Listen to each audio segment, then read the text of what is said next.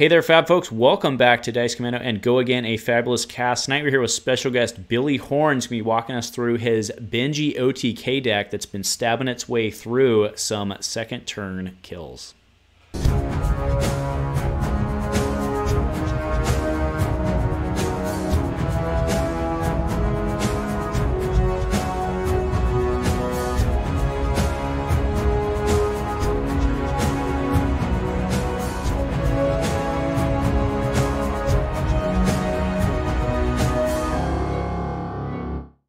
A huge shout out to our channel members for supporting what we do here. If you want to get involved with the channel and the Dice Commando community, please consider joining as a channel member. Remember, these videos are only possible with your support. You can show that support with a like, a subscribe, and by leaving us a comment and sharing your feedback. Community first, and go Commando. Hey folks, so welcome back, and thank you, Billy, for joining us tonight for this deck tech rundown. How's it going, my friend? Pretty good. How about you? It's going. It's been a busy week, busy weekend. I know you got to see my boy while we were TOing last weekend because I was on daddy duty. But yeah, so you're here to talk us through Benji. So why don't you let the people know who you are, what you enjoy playing, both Blitz and CC, and yeah. Yeah, I mean, my name is Billy. In the Portland area, playing at Gongai, where Andrew usually is running tournaments. I mean, I think there's some gameplay videos of different decks I've played up on the channel and stuff like that. And really, I mean, if I had to pick main heroes, it'd probably be Boltyn and Viserai are kind of who I tend to play the most. But honestly, I jump around a lot and just like playing different things. Benji, I've always kind of liked in Blitz, so I really liked some of the stuff he got in Everfest. That's why he was one of the first ones I wanted to build for Blitz. But yeah, in CC currently I've been focusing on Viserai since he was kind of one of the original heroes I really liked, and he also got some really good stuff in Everfest. Yeah, and I want to give your Viserai deck credit. You ripped me up pretty good with Viserai. I don't know, it's hard to tell time in games these days because we mark everything by sets, but I think it was actually back in the Monarch meta. Like I think it was wasn't your come to fight thing, like yeah, that would have been actually that might have been during Tales. Oh, it was during Tales. Okay, possibly before I switched over to trying out Earthbriar. Yeah, fair enough. But that thing was nasty. It's like come in with a free dominate, and then you get them all back. Yeah, rough. And it goes back anyway. Oh no, that's Warmongers. Oh, maybe it was Warmongers. Well, no, it was come to fight. Battlebones. That's the card that allowed that. Okay. Because basically it was play the Arknight Ascendancy buffed, it hits, creates all the rune chants, then you rattle bones, or you close the chain, then rattle bones to recur that from the graveyard and play it again for free. Got it. Fair enough. But we're not here to talk Viserai. We are here to talk Benji OTK. So a couple weeks ago, Billy, I think it was our first Blitz, of this meta. I think I missed the first one. Okay, first or second of this meta, but Billy stabbed and punched and kicked and did ninja things his way through a... we've actually already shown it before, but I'll show up the picture again. It was a second turn kill, but your first turn kill. Yes. And that's been relatively repeatable. So what I'll go ahead and do, since that's what the kids are here for, is I will pull up the deck. So kind of walk us through the list, the angle here on throwing it together, and we'll go from there. Yeah, so I mean, the general idea is to find the Spring Tidings and set up a large chain so that they draw a lot and just continue throwing out basically unblockable attacks and either kill them in one turn or bring them so low that you just need one more attack anyways that will then be unblockable with Benji to finish them off.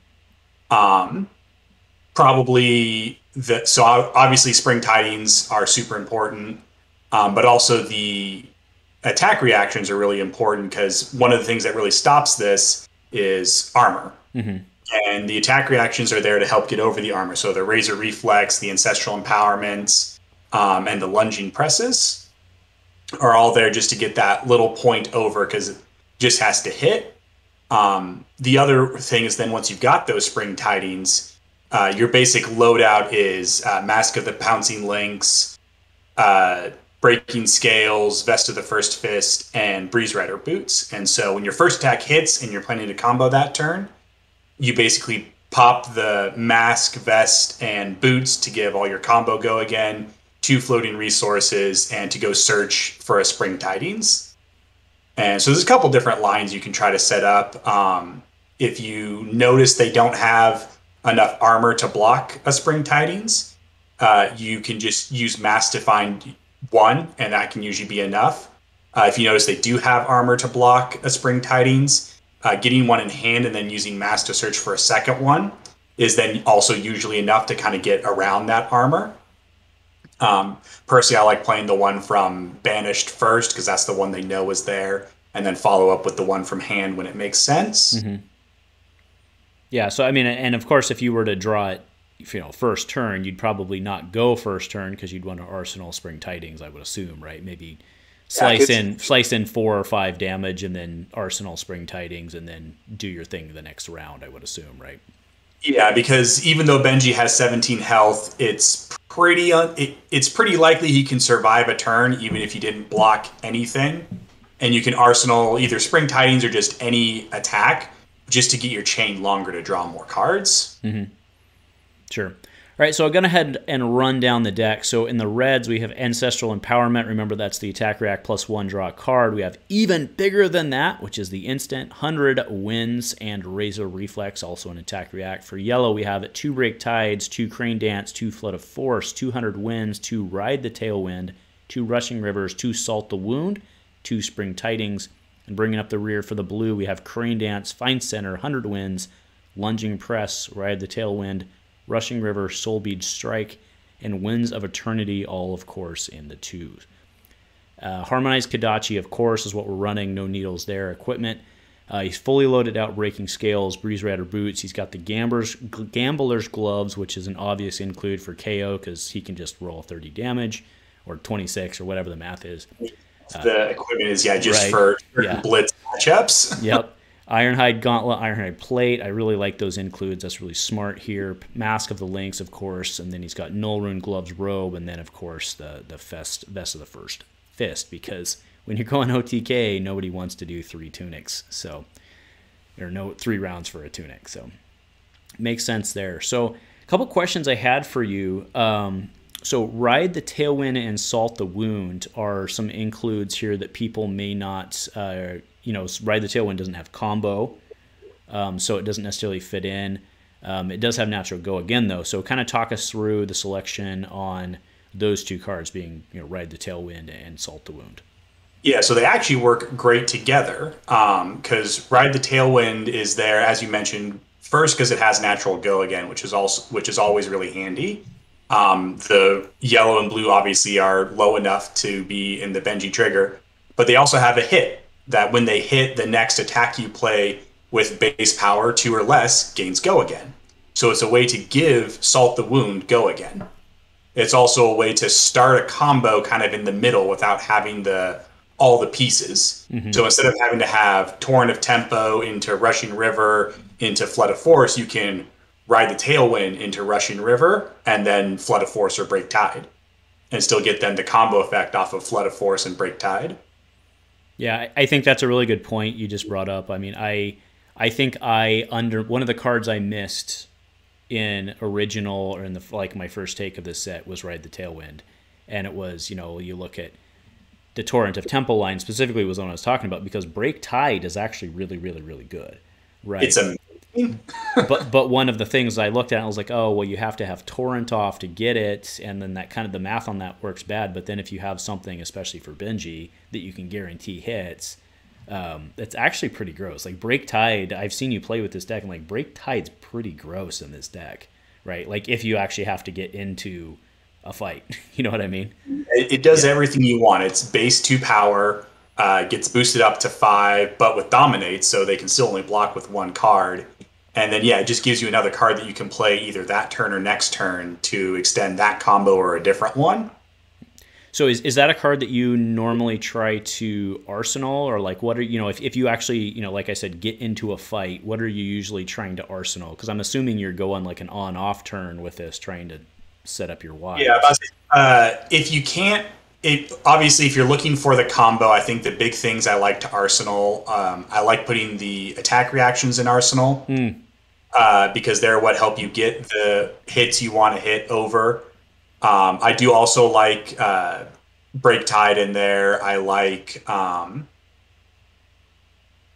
obviously Spring Tidings is good, but if you're afraid they might be running CNC, it can be a little risky.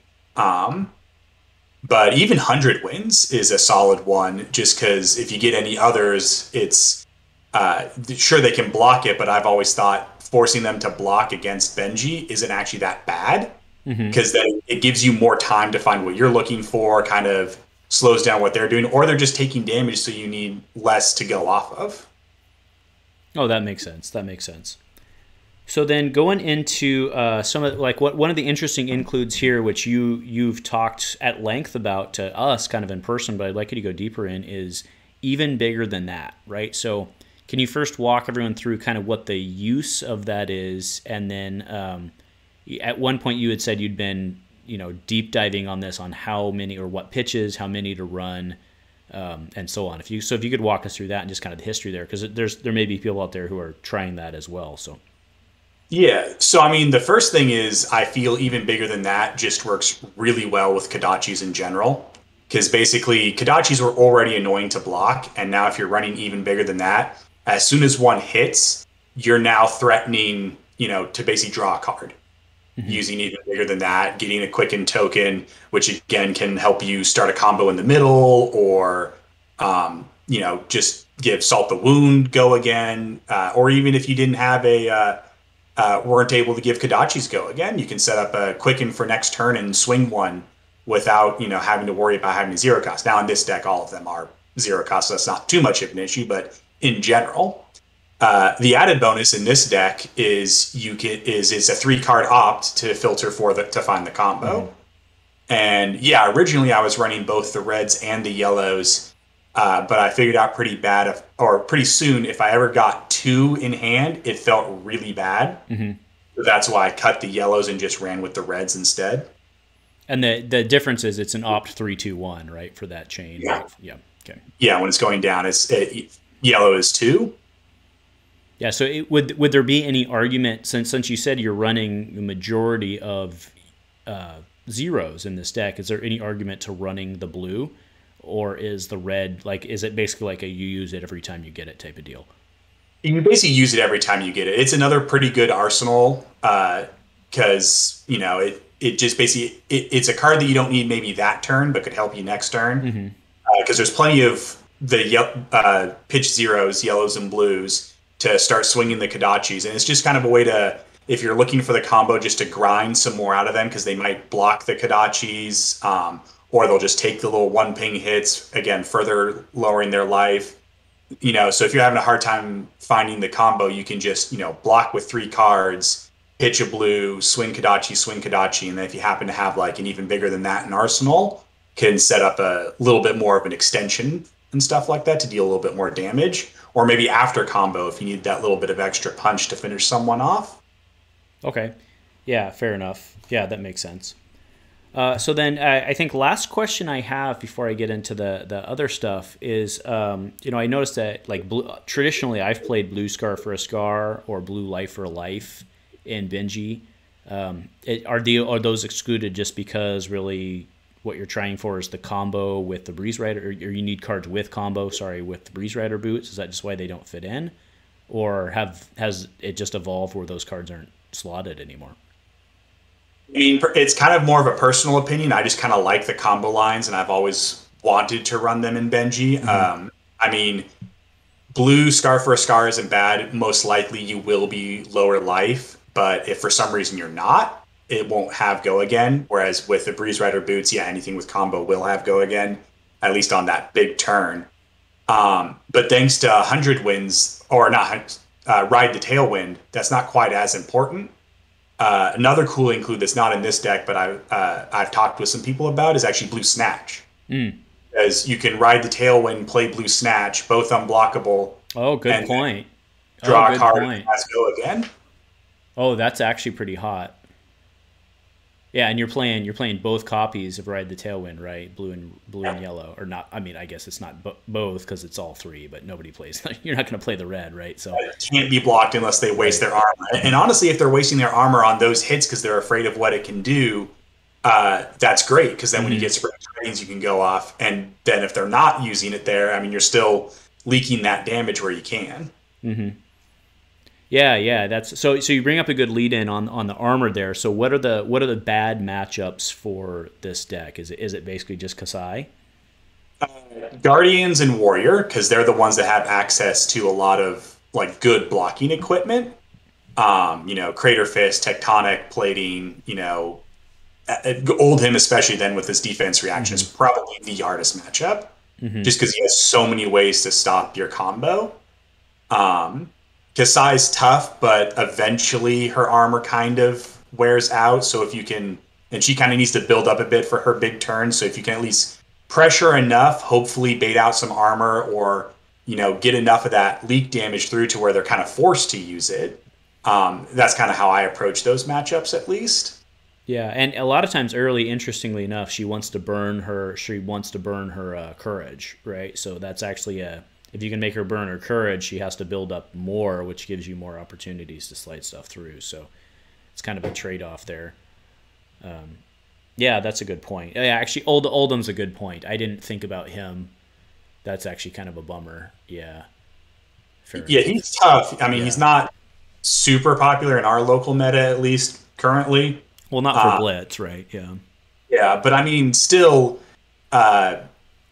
if a red Razor Reflex can still get over an armor block and his personal defense reaction. So he actually has to overblock with armor to account for that. So that's why those can be really helpful. And if they're always accounting for an overblock, then, they're going to waste their armor. The other thing is against Oldhim, I would really be searching for 2 Spring Tidings if I could, because maybe they, use the armor for the first one, but then you can sneak the second one in. And if you have like an Ancestral Empowerment, Razor Reflex, in Arsenal, to then get it over the top of that second block.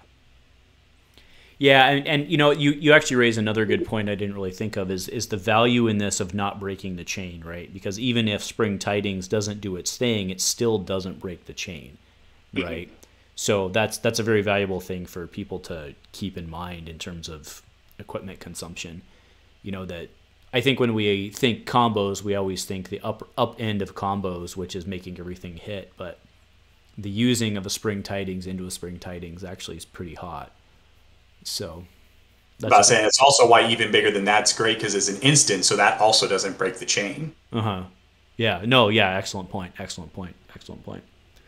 Okay, so then if you're sitting on the other side of the table, so now that you're doing the deck tech, right? Everybody's going to show up next week with your deck, right? So you're sitting on the other side of the table of this with whatever hero. But what are your general strategies for dealing with this aside from just block with armor? I think the biggest thing is obviously, save armor where you can, but really he does start at 17 health. So put the pressure on as well as you can, because there aren't a lot of block 3s in my deck. They are mostly block 2s because you're trying to go for that quick combo. So even if they kind of try to go the more defensive, while they have some options, they don't have a lot of great options. So if you can also be kind of like a high pressure deck, that's also good. And if the attacks are coming in that are unblockable, it's also not hurting your hand generally. So you'll usually be able to play with all of it. So I think that would probably be the biggest thing is try to keep the pressure on, because sitting back and waiting just gives more time to find the combo, if anything. I see. That's fair.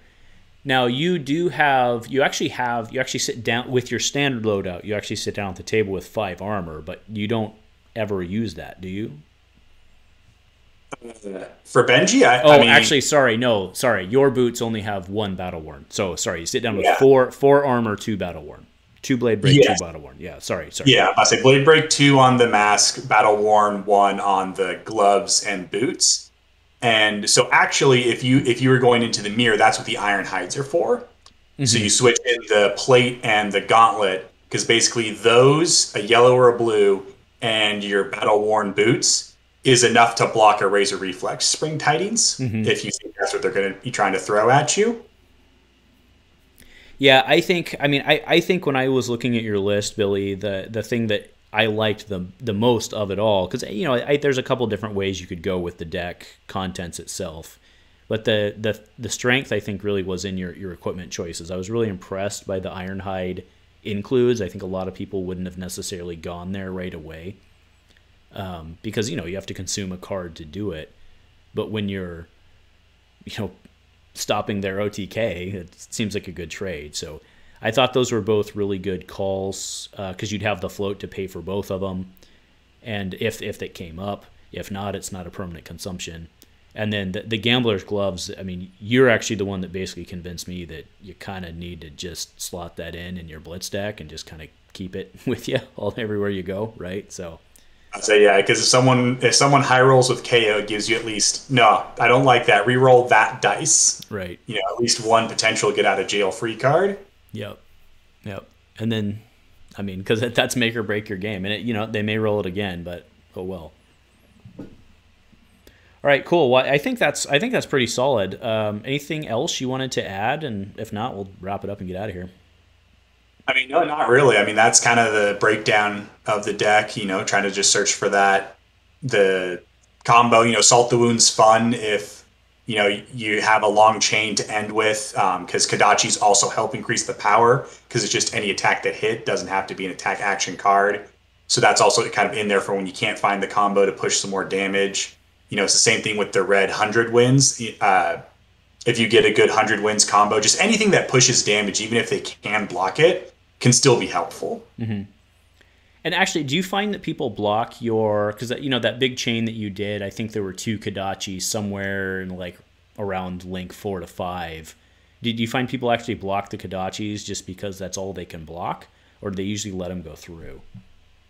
I'd say it's about 50-50 from what I've seen. It kind of depends on where you are in the game. Early on, they might let it hit because it's just 1 damage, but later on, especially at the end of a chain, if you've just dealt 10 unblockable damage and then you throw, you can block this one. Okay, cool. I'll throw a card to that. Mm-hmm. And actually, that's a good question just for myself. Do you have a preference on how you use the Kodachis, right? Because I mean, Benji obviously he gives the +1. So if you have a card in your hand that only deals 1, you're probably going to throw that. But if, let's say you have all 2s, do you throw the Kodachi second, or do you only use the Kodachi strictly as 1s? I generally use them as 1s, because buffing an attack up to 3 to where they can block from hand basically isn't any different from a Kodachi. And if it's being buffed up to 3, that's fair. There's always a chance they don't have any 3 blocks, so maybe that can still leak a damage through if all they have is 2s. Mm-hmm. Yeah, I mean, my point was obviously you'd prefer to use the Benji +1 on a 1 so that it still remains unblockable. Yeah, I get that, but that was my thought. Was if you had all 2s. Is like a yellow 100 wins into a red 100 wins. Now it's going to be a 5 instead of a 3. 3, 4, 5. Yeah, 5. Yeah. Okay. Yeah, that's solid. Okay, fair enough. But sometimes you do have to play around that hit effect, because it does make your Spring Tidings 3. Mm-hmm. So sometimes throwing a Kodachi in there to soak up that +1 can help. Yeah, well, hopefully you're not playing Spring Tidings as your second on the chain, right? But ideally not. Yeah. But it is it's the first one that hits that does it. So they if they had the armor true. arsenal, your third attack on the chain might be the first one that hits. That's fair. That's a good point. Yeah, that's fair. Okay, but not after watching this video, because now everybody's going to know you got to save your armor. Or those I mean, but it can be hard. I mean, it's a lot of attacks, and sometimes it just, if you don't have similar pressure, you might be forced to use armor early. Yeah. No, that's fair. Good point. So, yeah, awesome. Well, thanks, man, for taking the time to sit down with us tonight.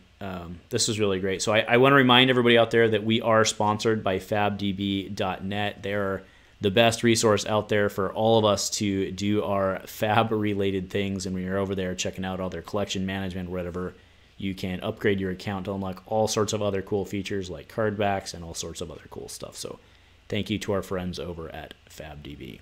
And thank you, of course, to Billy for joining us tonight. He does play at Gongai with us, and you can come join us over at Gongai 6 p.m. on Saturdays. And big announcement, we actually just changed the format this week, so if you're interested in that, you can check it out over there, and very exciting news this week. So anyway, man, thanks again. Do you have anything, any shout-outs you want to give? Anybody, things you want to plug before we get out of here? I got nothing to plug. Okay, fair enough. Well, I want to really thank you for joining us. This was great. I know there's a lot of people who are going to love seeing this list. So if you have any questions or whatever, you can put them in the comments, and Billy and I can address them, or at least I can address them and get the questions to Billy and back and forth. So anyway, thanks again, man, and thanks to all of you, and go Commando. Go Commando.